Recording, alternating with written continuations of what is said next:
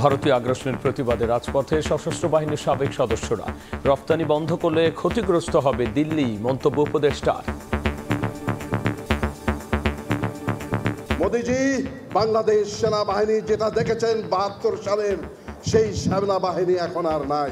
আমরা আপনাদের সকলকে সাথে নিয়ে সেই ষড়যন্ত্রকে রুখে দিতে চাই। ওনারা বন্ধ করলে ওনাদের ইকোনমি ক্ষতিগ্রস্ত হবে। ওগুলো পলিটিক্স ওনারা করছেন, কিন্তু আমি মনে করি না ব্যবসায়ীরা কখনো এটা সাপোর্ট করবে। দেখছিলেন প্রধান শিরোনাম। রাতের সময় সঙ্গে আছি আমি গোলাম রাব্বি। এবার অন্যান্য শীর্ষ সংবাদ। ভারতকে অস্থিতিশীল করার চেষ্টা করছে যুক্তরাষ্ট্র, অভিযোগ বিজেপির। বিরোধী দলীয় নেতা রাহুল গান্ধী সহ একদল অনুসন্ধানী সাংবাদিকের বিরুদ্ধে অভিযোগ। আগামী বছর রাজনৈতিক সরকার দেখবে দেশের মানুষ, মন্তব্য শিক্ষা ও পরিকল্পনা উপদেষ্টার। সুষ্ঠু নির্বাচনে ফল যাই হোক মেনে নেয়ার ঘোষণা তারেক রহমানের। ফেব্রুয়ারিতে ছাত্র সংসদ নির্বাচন নিয়ে ভিন্নমত, তড়িঘড়িতে বিশেষ গোষ্ঠীর সুবিধা দেখছে ছাত্রদল। দ্রুত করার পক্ষে ছাত্র শিবির, সংস্কারের পর চায় বাম সংগঠনগুলো। অভ্যুত্থানে স্বজনহারাদের পাশে জুলাই ফাউন্ডেশন। চট্টগ্রামে শহীদ পরিবারকে আর্থিক সহায়তা, খুনিদের পুনর্বাসন ঠেকাতে আবারও রাজপথে নামার হুঁশিয়ারি সার্জি স্যার। একজনের পরিচিত থাকে ঢুকায় দেয়। এই সিন্ডিকেট একাধিক মানুষ আছে এইখানে।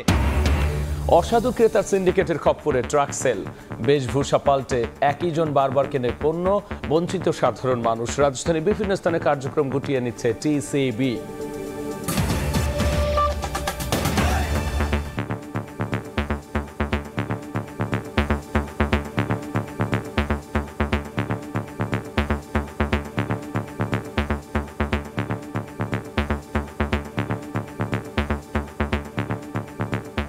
ভারতীয় আগ্রাসনের বিরুদ্ধে এবার রাজপথে নামলেন সশস্ত্র বাহিনীর অবসরপ্রাপ্ত সদস্যরা। সকালে রাজধানীর মহাখালীতে সমাবেশ ও বিক্ষোভ মিছিল থেকে দেশের বিরুদ্ধে অভ্যন্তরীণ ও আন্তর্জাতিক যে কোনো ষড়যন্ত্র রুখে দেওয়ার হুঁশিয়ারি দিয়েছেন তারা। জনগণের পাশে থাকার বার্তা দিয়ে সশস্ত্র বাহিনীর অবসরপ্রাপ্ত কর্মকর্তারা বলেছেন, স্বাধীনতা ও সার্বভৌমত্বের সুরক্ষায় রাজনৈতিক বিভাজন ভুলে এক থাকতে হবে সবাইকে। শাসক যারা ছিল কম বেশি সবাই ভারতের গোলামি করে গেছে। কারো আধিপত্য মেনে নেওয়ার জন্য আমাদের জন্ম হয়নি, আমরা রিটায়ার্ড করেছি কিন্তু টায়ার্ড হয়নি। প্রথমে ডিপ্লোম্যাটিক, তারপরে আন্তর্জাতিক অন্যান্য প্রচেষ্টা, আর যদি সেটাও ব্যর্থ হয় তাহলে যা হওয়ার হবে। মাতব্বরি করলে শুধুমাত্র কিন্তু সেনাবাহিনী নয়, বাংলাদেশের জনগণও জান প্রাণ দিয়ে লড়াই করবে। বিক্ষোভ মিছিলের আগে রাওয়া কমপ্লেক্সে সংক্ষিপ্ত সমাবেশে রাজনৈতিক বিভাজন ভুলে সবাইকে এক থাকার আহ্বান জানান বক্তারা। মোদিজি, অমিতজি এবং রাজনাথ সিংজি, আপনারা বাংলাদেশ সেনাবাহিনী যেটা দেখেছেন ৭২ সালের সেই সেনাবাহিনী এখন আর নাই। আমরা এখন যুদ্ধোপযোগী এবং যে কোনো শত্রু মোকাবেলায় প্রস্তুত। বাংলাদেশের বিরুদ্ধে আভ্যন্তরীণ আন্তর্জাতিক যে কোনো ধরনের ষড়যন্ত্র হবে, আমরা আপনাদের সকলকে সাথে নিয়ে সেই ষড়যন্ত্রকে রুখে দিতে চাই। এদিকে জাতীয় প্রেস ক্লাবের সামনে জাতীয়তাবাদী সাংবাদিক ফোরাম আয়োজিত বিক্ষোভ সমাবেশেও ভারতীয় আগ্রাসনের বিরুদ্ধে ঐক্যবদ্ধ থাকার আহ্বান জানান বক্তারা। ফারুক ভিয়া, রবিন, সময় সংবাদ, ঢাকা। রপ্তানি কার্যক্রম বন্ধ করে দিলে ভারতই ক্ষতিগ্রস্ত হবে বলে মন্তব্য করেছেন নৌ পরিবহন মন্ত্রণালয়ের উপদেষ্টা এম শাখাওয়াত হোসেন। সকালে সাতক্ষীরার ভোমরা বন্দরের কার্গো ভেহিকেল টার্মিনালের উন্নয়নমূলক কাজ পরিদর্শনে গিয়ে তিনি একথা বলেছেন। ভারত যে আমাদের কাছ থেকে বিনা পয়সা দিয়ে যায়, টাকা দিয়ে যায়, তাহলে ওটা যদি তারা বন্ধ করে দেয়, আমি তো বলি বন্ধ করুক। গরু তো বন্ধ করেছিল, তো গরু আমাদের দেশে কি এখন না আমরা গরু খাই না? তো বন্ধ যদি ওনারা করতে চায় ওনাদের ব্যাপার, ওনারা বন্ধ করলে ওনাদের ইকোনমি ক্ষতিগ্রস্ত হবে। এইটার সাথে হাজার হাজার লক্ষ লক্ষ লোক জড়িত, ওই পারেও লক্ষ লক্ষ লোক এই পারেও জড়িত। পলিটিক্যাল বিষয় ওগুলো পলিটিক্স ওনারা করছেন, কিন্তু আমি মনে করি না ব্যবসায়ীরা কখনো এটা সাপোর্ট করবে। ভারতকে অস্থিতিশীল করার চেষ্টা করছে যুক্তরাষ্ট্র, এমন অভিযোগ করেছে ক্ষমতাসীন দল বিজেপি। বিরোধী দলীয় নেতা রাহুল গান্ধী সহ একদল অনুসন্ধানী সাংবাদিকের বিরুদ্ধে অভিযোগ তুলেছে ওই দলটি। মার্কিন অর্থায়নে পরিচালিত ডিপ স্টেট নরেন্দ্র মোদীর ভাবমূর্তি ক্ষুণ্ণের চেষ্টা করছে বলেও দাবি বিজেপির। এমন অভিযোগকে দুঃখজনক বলে মন্তব্য করেছে মার্কিন পররাষ্ট্র দফতর। যুক্তরাষ্ট্র ও ভারতের মধ্যে 2 দশকের বন্ধুত্বপূর্ণ সম্পর্ক। কিছু ইস্যুতে মতপার্থক্য থাকলেও দ্বিপাক্ষিক সম্পর্ককে এগিয়ে নেওয়ার প্রতিশ্রুতি প্রায়ই ব্যক্ত করে 2 দেশ। তবে এবার ভারত সরকারের তরফ থেকে বড় এক অভিযোগ উঠেছে মার্কিন প্রশাসনের বিরুদ্ধে। নরেন্দ্র মোদীর দল বিজেপির অভিযোগ, ভারতকে অস্থিতিশীল করার চেষ্টা করছে যুক্তরাষ্ট্র। সামাজিক মাধ্যম এক্সে করা ধারাবাহিক পোস্টে বিজেপি বলেছে, প্রধানমন্ত্রী নরেন্দ্র মোদীকে লক্ষ্যবস্তু করার মাধ্যমে ভারতকে অস্থিতিশীল করার স্পষ্ট লক্ষ্য নিয়ে এগিয়ে চলেছে ডিপ স্টেট বা সরকারের ওপর গোপনে নিয়ন্ত্রণ করা সরকারি বা সামরিক কর্মকর্তাদের সংঘ। আর এই এজেন্ডার পেছনে রয়েছে যুক্তরাষ্ট্রের পররাষ্ট্র দপ্তর। এই এজেন্ডা পূরণে অনুসন্ধানী সাংবাদিকদের বৈশ্বিক নেটওয়ার্ক OCCRP মাধ্যম হিসেবে কাজ করছে বলেও অভিযোগ দলটির। বিজেপির আরও অভিযোগ, OCCRPর নিবন্ধনগুলো ব্যবহার করছে রাহুল গান্ধীর কংগ্রেস। এসব নিবন্ধে আদানি গ্রুপ এবং সরকারের সঙ্গে তাদের ঘনিষ্ঠতার অভিযোগ নিয়ে একতরফাভাবে লেখা হয়েছে বলে দাবি বিজেপির। এর মাধ্যমে নরেন্দ্র মোদীর ভাবমূর্তি ক্ষুণ্ণের চেষ্টা করা হচ্ছে। তবে বিজেপির এমন অভিযোগকে দুঃখজনক বলে মন্তব্য করেছে যুক্তরাষ্ট্র। এ বিষয়ে দেশটির পররাষ্ট্র দপ্তর জানিয়েছে, মার্কিন সরকার সাংবাদিকদের পেশাগত উন্নয়ন এবং দক্ষতা বৃদ্ধির জন্য সহায়তা দেয়। তবে এই সহায়তা এই মিডিয়া সংস্থাগুলোর সম্পাদকীয় সিদ্ধান্ত বা দিক নির্দেশনাকে প্রভাবিত করে না। অন্যদিকে OCCRP এক বিবৃতিতে জানিয়েছে, তারা একটি স্বাধীন গণমাধ্যম সংস্থা, কোনো রাজনৈতিক দলের সঙ্গে তাদের সংশ্লিষ্টতা নেই। ফারহাদ চৌধুরী, সময় সংবাদ। ভারতীয় গণমাধ্যম যেভাবে বিদ্বেষ ছড়ানোর জন্য অপপ্রচার চালিয়ে যাচ্ছে, তার বিরুদ্ধে বাংলাদেশের গণমাধ্যমকে জোরালো ভূমিকা পালন করতে হবে বলে মন্তব্য করেছেন বৈষম্য বিরোধী ছাত্র আন্দোলনের আহ্বায়ক হাসনাত আবদুল্লাহ। বিকেলে কুমিল্লার লাকসাম পাইলট হাই স্কুল মাঠে সংবর্ধনা অনুষ্ঠান শেষে সাংবাদিকদের তিনি কথা বলেন, বাংলাদেশে হিন্দু মুসলমান কোনো বিদ্বেষ নেই, ধর্মীয় সম্প্রীতির কথা গণমাধ্যমে তুলে ধরতে হবে। খুনিদের বিচার না হওয়া পর্যন্ত আওয়ামী লীগ পুনর্বাসন হওয়ার প্রশ্ন প্রাসঙ্গিক নয় বলেও মন্তব্য করেন হাসনা। এদিকে সংবর্ধনা অনুষ্ঠানে আর উপস্থিত ছিলেন বৈষম্য বিরোধী ছাত্র আন্দোলনের কেন্দ্রীয় কমিটির বেশ কয়েকজন সদস্য।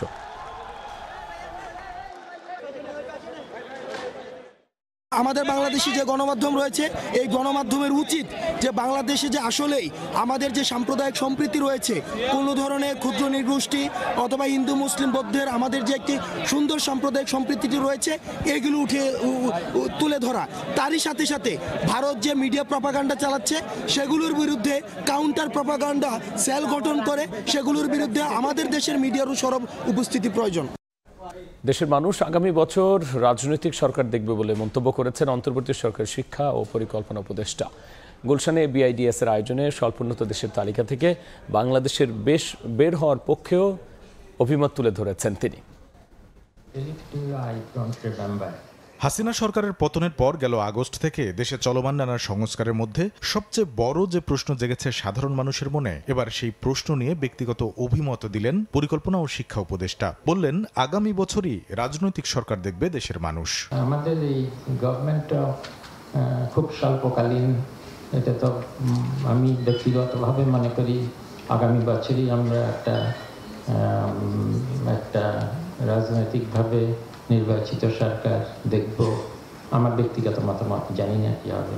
শনিবার সকালে গুলশানে BIDS আয়োজিত 4 দিনব্যাপী বার্ষিক সম্মেলনে স্বল্পোন্নত দেশ থেকে উন্নয়নশীল দেশের চূড়ান্ত স্বীকৃতি নিয়ে সৃষ্ট সমালোচনারও জবাব দেন পরিকল্পনা উপদেষ্টা। ইটস ভেরি ডিগ্রেডিং একটা কান্ট্রিকে যখন বলতে হয় যে আমরা এখনো কোয়ালিফাই করিনি, বিভিন্ন দেশের কাছে আমরা বলতে পারি যে আমরা এখনো বিভিন্ন অসুবিধায় আছি বলে, যদিও আমরা LDC থেকে বেরিয়ে গেছি, তবুও ইউনিল্যাটারাল কনসেশনে আমাদেরকে আরো কিছুদিন রাখবে কিনা। এ সময় উত্তরণের পথে মধ্যমায়ের ফাঁদ থেকে বাঁচতে বিনিয়োগ ও আঞ্চলিক বাণিজ্য সম্প্রসারণের পাশাপাশি দ্বিপাক্ষিক সম্পর্ক জোরদারে মানব সম্পদ উন্নয়নে বাংলাদেশকে মনোযোগ দেওয়ার পরামর্শ দেন বিশ্বব্যাংকের মুখ্য অর্থনীতিবিদ ইন্দরমিত এস গিল। কামরুল হাসান সবুজ, সময় সংবাদ, ঢাকা। সুষ্ঠু নির্বাচনে ফল যাই হোক মেনে নেবে বিএনপি। দলের 31 দফা নিয়ে ফরিদপুরে বিভাগীয় কর্মশালায় ভার্চুয়ালি যুক্ত হয়ে কথা বলেছেন তারেক রহমান। জনগণের আস্থা অর্জনে নেতাকর্মীদের কাজ করার নির্দেশ দিয়েছেন দলের ভারপ্রাপ্ত চেয়ারম্যান। ভোটার মাধ্যমে জনগণ যাকে খুশি তাকে ভোট দেবে, এটা 2 মেয়াদে না বাড়ে একটু বাড়ানো যায় কিনা, এই ব্যাপারে আমরা সিদ্ধান্ত নিয়ে ফেলেছি, এখান থেকে আমরা নড়ব না। যেহেতু এটা সিদ্ধান্ত হয়ে গেছে, যে ব্যক্তি প্রধানমন্ত্রী হবে সেই ব্যক্তি পরপর দুবার হতে পারবে, এর বেশি হতে পারবে না। এটা বিএনপি নীতিগতভাবে সিদ্ধান্ত নিয়ে ফেলেছে, এখান থেকে আমরা নড়ব না। একের পর এক নেতাকর্মীদের সরাসরি প্রশ্ন শুনছেন বিএনপির ভারপ্রাপ্ত চেয়ারম্যান তারেক রহমান, দিচ্ছেন উত্তরও। প্রাইমারিলি আমাদের যেটা চিন্তা ভাবনার মূল বক্তব্য শুরুর আগে ঘণ্টাব্যাপী চলে প্রশ্নোত্তর পর্ব। ফরিদপুর সদর উপজেলা কমপ্লেক্সে আয়োজিত এই বিভাগীয় কর্মশালায় অংশ নেয় ফরিদপুর, রাজবাড়ী, মাদারীপুর, শরীয়তপুর ও গোপালগঞ্জ থেকে আসা নেতাকর্মীরা। প্রশ্ন করেন বিএনপি ঘোষিত 31 দফা নিয়ে। আমরা যেই কথাটি বলছি, জনগণের আস্থা অর্জনে নেতাকর্মীদের কৌশলী হওয়ার পরামর্শ দেন তারেক রহমান। ভুল করলে দল কঠোর সিদ্ধান্ত নিতে দ্বিধা করবে না বলেও হুঁশিয়ার করেন ভারপ্রাপ্ত চেয়ারম্যান। এই জনগণের যে সমর্থন, এই সমর্থনটিকে নেওয়া, এই সমর্থন বা জনগণের যে আস্থা, এই আস্থাটিকে ধরে রাখার দায়িত্ব কিন্তু আপনার এবং আমার, আপনাদের সকলের, আমাদের সকলের। এই আস্থা ধরে রাখার দায়িত্ব কিন্তু জনগণের না। বিএনপি দ্রুত স্থিতিশীল দেশ চায় উল্লেখ করে তারেক রহমান বলেন, সুষ্ঠু নির্বাচনে ফল যাই হোক মেনে নেওয়া হবে। ক্ষমতায় গেলে সব পর্যায়ে জবাবদিহিতা নিশ্চিত করা হবে। বিএনপির মতন একটি দল একটি নির্বাচনই চাইবে, যেই নির্বাচনে মানুষ নিরাপদে, স্বাধীনভাবে, ভয় ভীতিহীনভাবে ভোট দিতে পারবে। আমরা জনগণের যেটি ডিসিশন, যেটি সিদ্ধান্ত নির্বাচনের মাধ্যমে, সেটি অবশ্যই আমরা মেনে নেব। আমরা দেশে একটি জবাবদিহিতার পরিবেশ তৈরি করতে চাইছি। জনসমর্থন নিয়ে সরকার গঠন করতে পারলে 31 দফা বাস্তবায়ন করা হবে বলেও জানান বিএনপির ভারপ্রাপ্ত চেয়ারম্যান। দেশের জন্য কি করতে চাইছি এটি যদি মানুষ না জানে, তাহলে মানুষ আপনাকে কিসের ভিত্তিতে সমর্থন দেবে? কামরুজ্জামান মামুন, সময় সংবাদ, ফরিদপুর।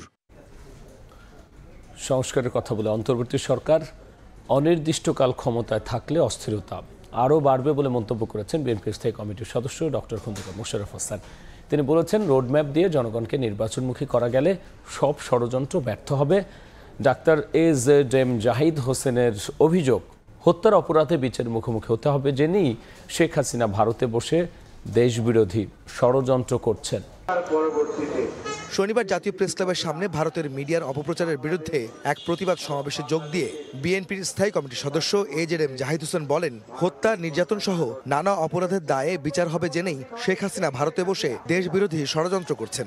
আজকে যাদের বিচার হওয়ার সম্ভাবনা, তারা তো প্রবলেম সৃষ্টি করবেই, এবং তারা আজকে বিশৃঙ্খলা সৃষ্টি করে আমাদের মধ্যে বিভাজন তৈরি করতে চায়। একই দিন প্রেস ক্লাবে আলোচনা সভায় বিএনপির আরেক স্থায়ী কমিটির সদস্য ডক্টর খন্দকার মোশাররফ হোসেন বলেন, অন্তর্বর্তীকালীন সরকার দীর্ঘ সময় ক্ষমতায় থাকলে অস্থিরতা আরও বাড়বে। জনগণকে নির্বাচনমুখী করা গেলে দেশবিরোধী ষড়যন্ত্র মোকাবেলা সম্ভব বলেও দাবি করেন তিনি। সংস্কারের উৎসাহে দিয়ে অনিশ্চিতকালের জন্য ক্ষমতায় থাকাটা কোনো বুদ্ধিমানের কাজ হবে না। নির্বাচন কমিশন থেকে শুরু করে নির্বাচন পর্যন্ত নির্বাচনের ব্যাপারে সংস্কার ঘোষণা করে একটা রোড ম্যাপ দেওয়া, যে ওই দিনই নির্বাচন হবে। পলাতক স্বৈরাচারের জন্য মায়া কান্না কাঁদছেন পার্শ্ববর্তী দেশের রাজনীতিবিদরা, নীতি নির্ধারকরা।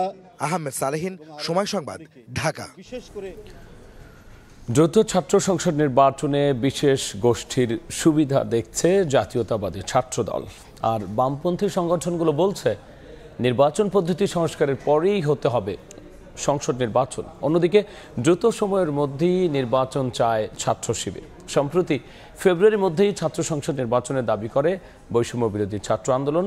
ধ্রুব ব্যানার্জির প্রতিবেদন।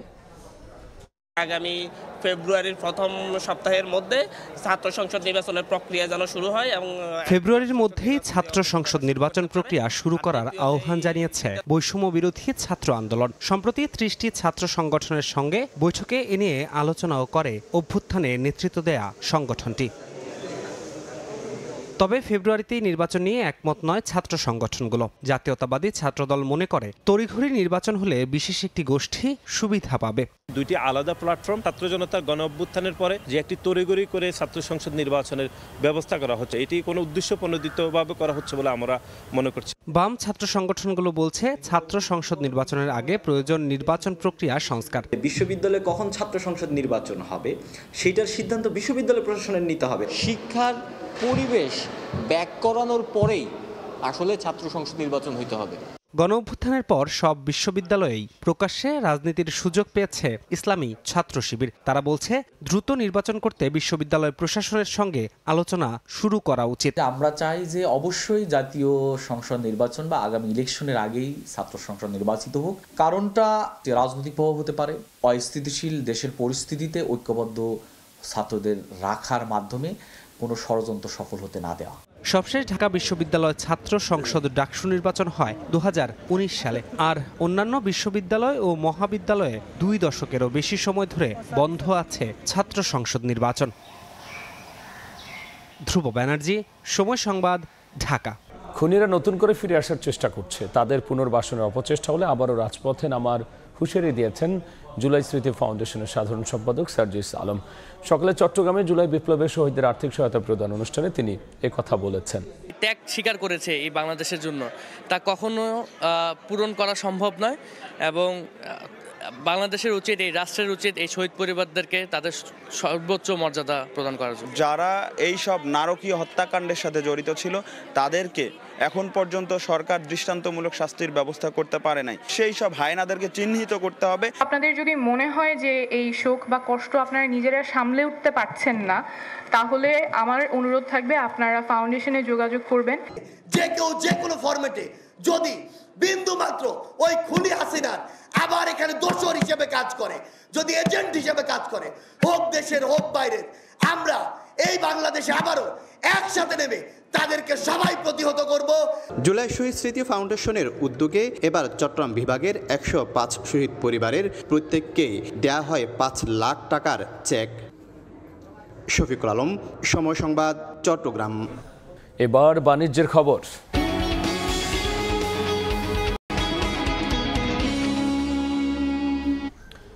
কখনো 3 পিস, কখনো শাড়ি, কখনো বা বোরখা পরে বারবার টিসিবি ট্রাক সেলের লাইনে যাচ্ছে অসাধু একটি চক্র। শুধু সাজসজ্জা পরিবর্তনে থেমে নেই তারা, হুমকি ধামকি দিয়েও বাগিয়ে নিচ্ছে টিসিবির পণ্য। অসাধু এই চক্রের দৌড়াতে ভর্তুকি মূল্যে পণ্য কেনার সুবিধা থেকে বঞ্চিত হচ্ছেন সাধারণ মানুষ। না না হ্যাঁ নিতাহি নেই, এমনি আসলাম।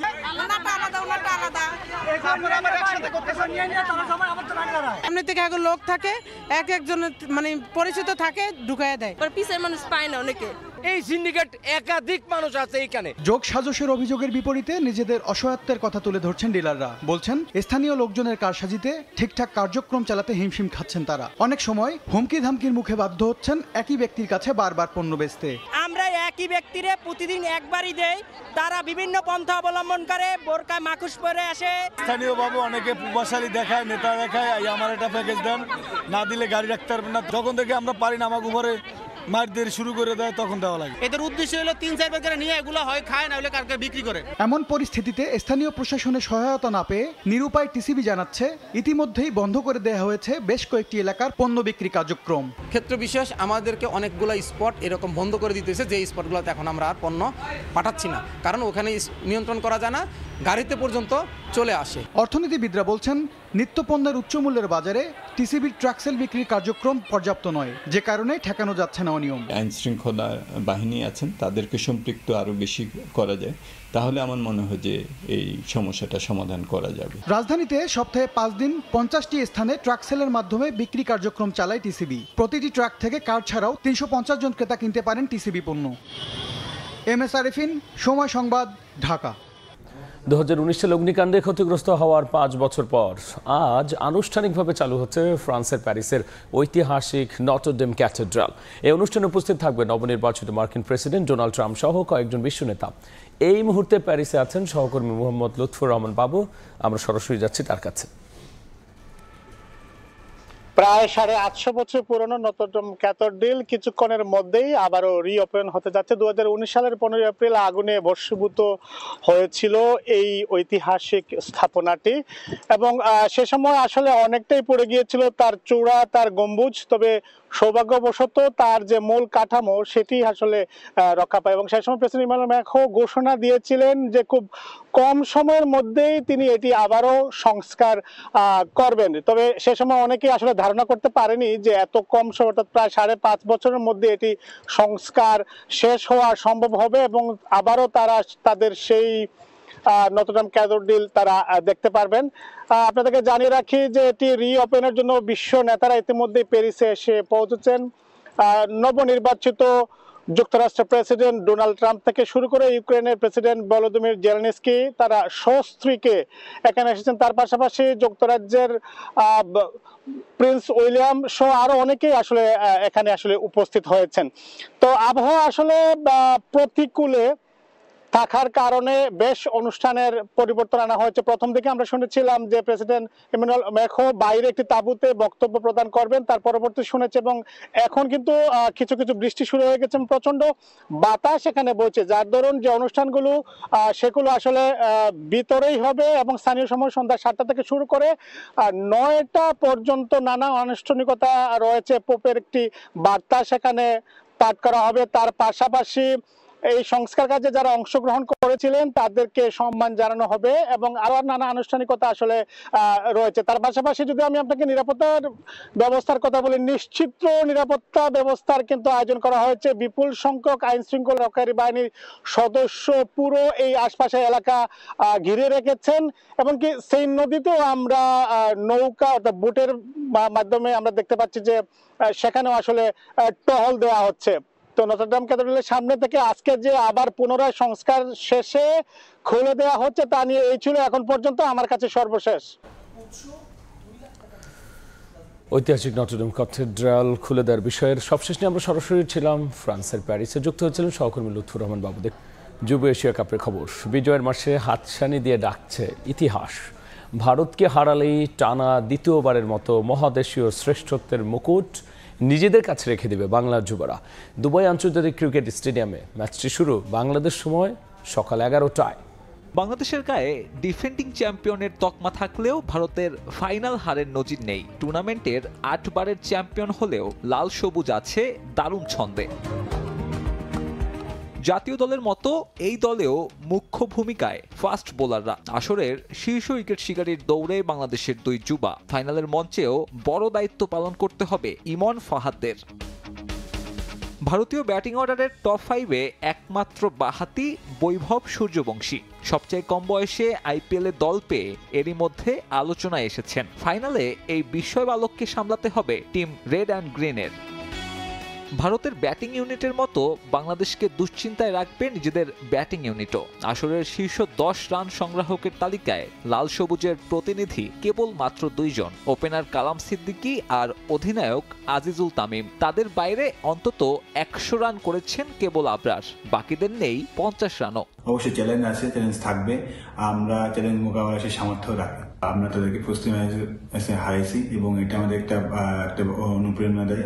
ফাইনালে তাই আবারও পরীক্ষা দিতে হবে টপ অর্ডারকে। শিরোপা ধরে রাখতে বিকল্প নেই পারফরমেন্সের, আর তা করতে পারলে ভারতের পর দ্বিতীয় দল হিসেবে একাধিক যুব এশিয়া কাপ জয়ের রেকর্ড গড়বে বাংলার যুবরা।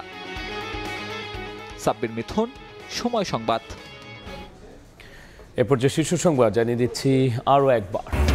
আগামী বছর রাজনৈতিক সরকার দেখবে দেশের মানুষ, মন্তব্য শিক্ষা ও পরিকল্পনা উপদেষ্টা। সুষ্ঠু নির্বাচন হলে ফল যাই হোক মেনে নেওয়ার ঘোষণা তারেক রহমানের। অভ্যুত্থানে স্বজনহারাদের পাশে জুলাই ফাউন্ডেশন। চট্টগ্রামে শহীদ পরিবারকে আর্থিক সহায়তা।